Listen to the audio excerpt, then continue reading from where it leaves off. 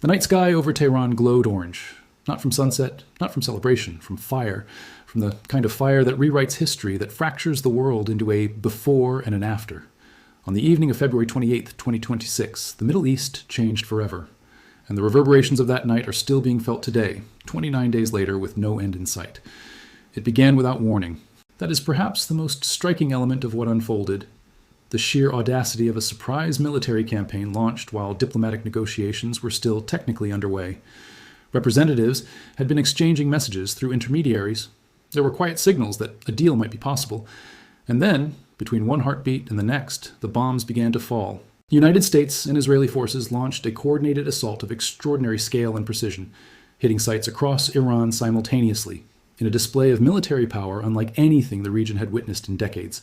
Radar installations went dark, communications towers crumbled, military compounds across multiple provinces erupted in smoke and flame.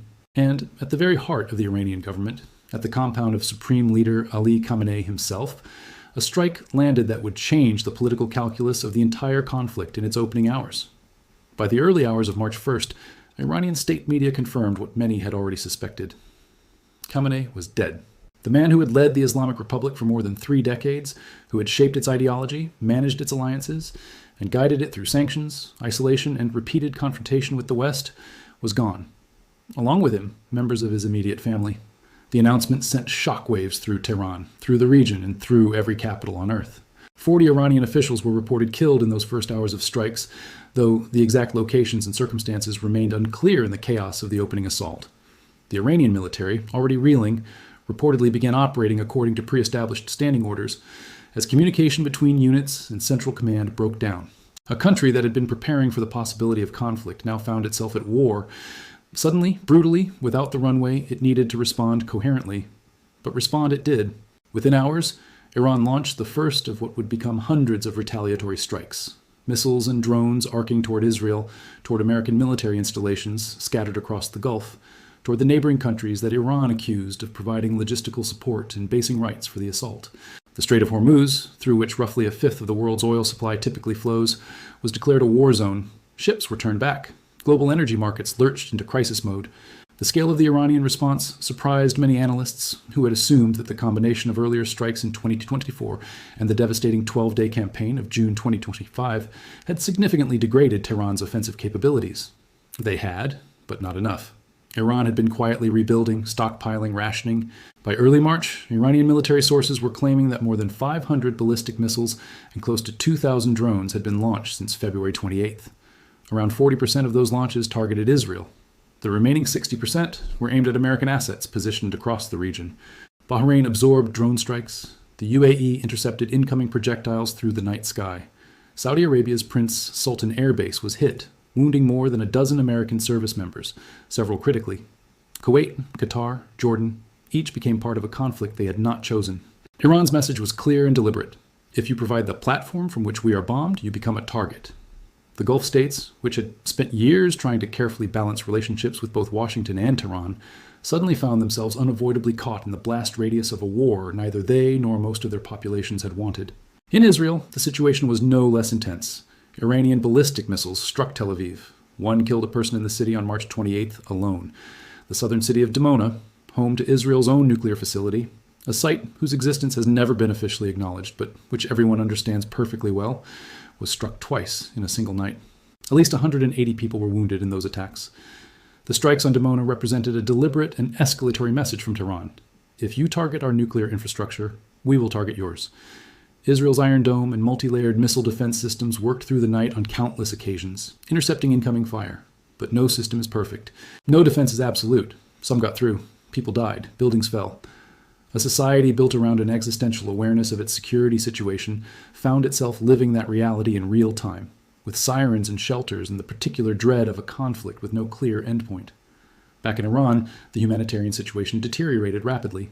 Over 2,800 distinct attack events were documented across 29 of Iran's 31 provinces within the first month.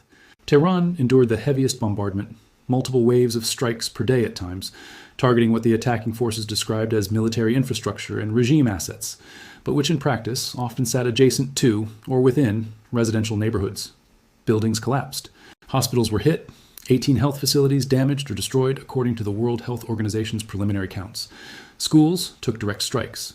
The deadliest single incident of the entire campaign occurred in Minab, in southeastern Iran, where a strike on an elementary school for girls killed more than 170 people, the overwhelming majority of them children. The image of that school, those girls, became something of a focal point for international outrage. Iranians, who had for years maintained a complicated, often deeply critical relationship with their own government, who had marched in the streets in early 2026 in protest, who had been beaten and arrested and, in some cases, killed for demanding change, found themselves in a different emotional place entirely. The war was no longer an abstraction. It was not a geopolitical chess match being played by great powers. It was their water, their electricity, their gas, their cultural heritage, more than 120 museums and historical sites damaged or destroyed, their children. A senior fellow at a Washington-based foreign policy institute articulated the shift in stark terms. The targeting of water infrastructure, electricity grids, gas lines, schools, hospitals, and cultural monuments had transformed the conflict in the minds of ordinary Iranians from a confrontation between their government and foreign powers into something that felt like an assault on Iran itself, on the Iranian people, on Persian civilization. That shift in perception, she noted, was significant and potentially dangerous for the long-term goals of those who had launched the campaign. Those goals had themselves been a source of considerable confusion and debate almost from the start. Administration officials in Washington offered a rotating series of justifications in the conflict's opening days. The strikes were necessary to prevent Iran from retaliating against American assets after an expected Israeli attack. The strikes were necessary to destroy Iran's missile capabilities. The strikes were necessary to prevent nuclear proliferation. The strikes were about securing Iran's natural resources. The strikes were about regime change, about creating the conditions for a new government, one more amenable to Western interests, to come to power. The regime change framing was the most consequential and the most contested. President Trump had explicitly called for the overthrow of the Iranian government, while simultaneously leaving open the possibility that he would accept a new supreme leader following Khamenei's death. The Iranian government condemned the assault as a fundamental violation of international law. The International Atomic Energy Agency weighed in carefully, noting that while Iran's nuclear program was ambitious and had resisted full inspection since the 2025 strikes, there was no evidence of a structured nuclear weapons program at the time the 2026 war began. That finding complicated the official narrative being offered in Washington and Jerusalem. Khamenei's son was selected as the new supreme leader in the chaotic days after his father's assassination, a succession that in itself represented a dramatic moment in the history of the Islamic Republic. Iran's foreign ministry acknowledged publicly that the military had lost control over several units, which were now operating on old standing instructions. That fractured command structure made the conflict even more unpredictable. When units are operating without clear central direction, escalation becomes harder to control, harder to anticipate, harder to walk back. The strikes on Iran's nuclear infrastructure were extensive and ongoing. Natanz, the underground enrichment complex that had been a central target of Western intelligence efforts for 2 decades, was struck repeatedly. The uranium processing facility in the city of Yazd was hit. Israel's military confirmed striking a plant used to extract raw materials considered essential to the enrichment process, calling it a unique facility within Iran's nuclear architecture. A projectile also landed near the Bushehr nuclear power plant. Iran's Atomic Energy Organization confirmed the strike, but stated there were no casualties and no radiation leak. That claim was met with both relief and skepticism by international monitors who had limited independent access to verify conditions on the ground. The Strait of Hormuz became one of the most consequential theaters of the conflict almost immediately. Iran closed it, not completely and not permanently, but enough. Ships were turned back. Vessels attempting to transit through the narrow waterway linking the Persian Gulf to the broader ocean were warned off. A route through which approximately 20% of the world's oil supply typically passes was effectively placed under threat. Oil prices surged, gas prices followed, supply chains stuttered. Economies that had nothing directly to do with the conflict began feeling the pressure in fuel costs, in shipping delays, in the quiet but accumulating anxiety of global markets confronting a disruption with no clear timeline for resolution.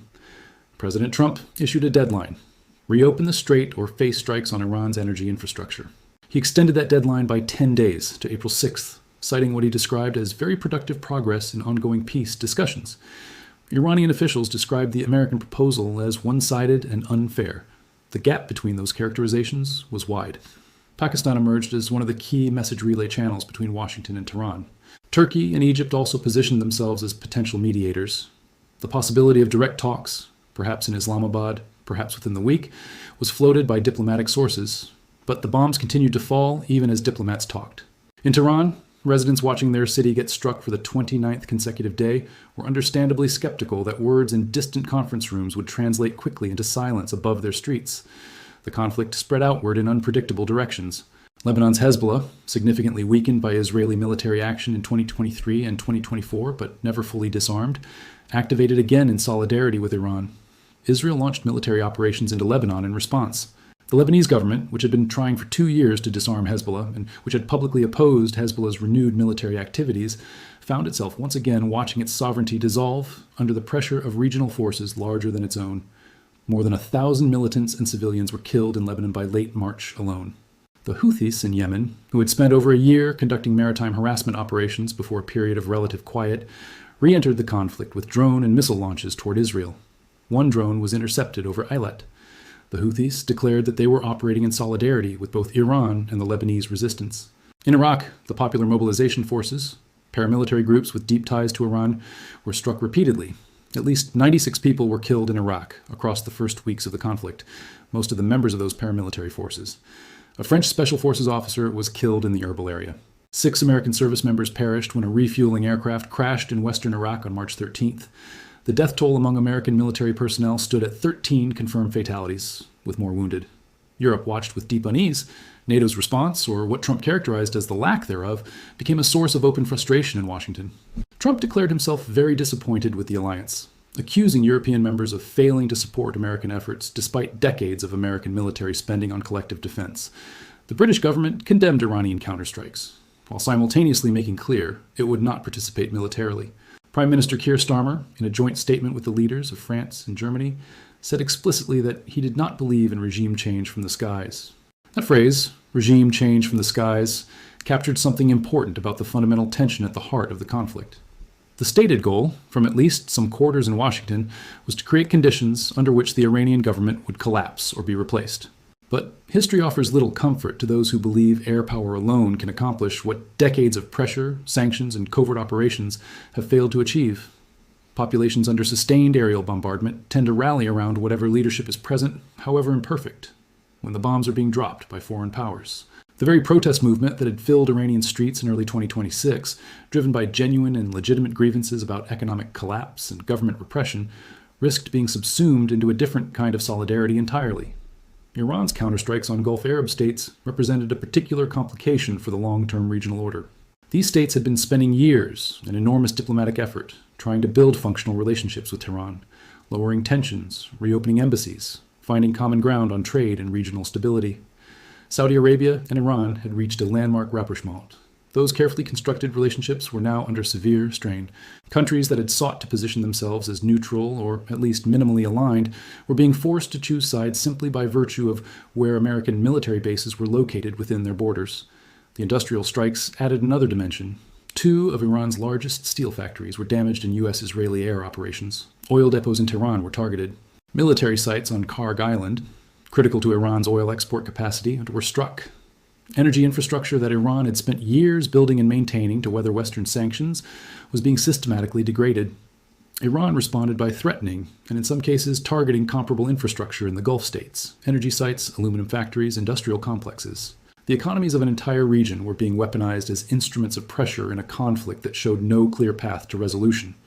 Far from the Middle East, the conflict's fingerprints began appearing in unexpected places. In Paris, French police arrested an individual who was allegedly about to detonate a homemade explosive outside a Bank of America, a building near the Champs-Élysées. French authorities linked the plot to the regional conflict, drawing connections to similar incidents in the Netherlands, where a suspected Iran-linked group had targeted a Jewish school. The war that began over Iran was beginning to manifest in the streets of European capitals in the form of lone actor violence and targeted intimidation. Exactly the kind of diffuse, hard-to-contain secondary consequence that security services had long feared. In Iran itself, the question of what comes next remained deeply unclear.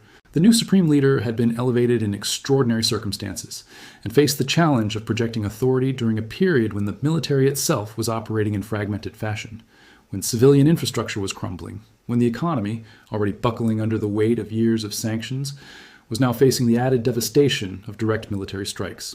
Yet the country had not collapsed. Its people had not risen up against the government in the way some in Washington appeared to have anticipated. If anything, the opposite impulse seemed to be gaining strength. A closing of ranks, a hardening of resolve, a determination rooted not in affection for any particular government, but in something older and more durable, a refusal to be bombed into submission. As of March 29, 2026, the war between the United States, Israel, and Iran had killed nearly 2,000 people on Iranian soil. At least 19 Israelis had died. 13 American soldiers had been confirmed killed. 25 people in Gulf states had lost their lives. Thousands more had been wounded. Hundreds of thousands had been displaced. The Strait of Hormuz remained a source of profound economic instability. Peace talks were underway in some form, but the bombs were still falling. A 15-point American peace proposal had been handed to Iranian interlocutors. Tehran's response was being awaited. The deadline of April 6th loomed for potential strikes on Iran's energy infrastructure, if the strait was not reopened, and no agreement was reached. Nobody could say with certainty what the next day would bring. That uncertainty, the specific, grinding uncertainty of a conflict between nuclear-adjacent powers in a region already saturated with grievance and armed factions, was itself a kind of threat. Not the kind that lands with a boom and a flash of light, but the kind that seeps in slowly, that keeps markets jittery and governments sleepless and ordinary people in cities from Tehran to Tel Aviv to Manama to Beirut checking the sky before they walk outside. 29 days in, the world was watching, the world was counting, and the world was holding its breath.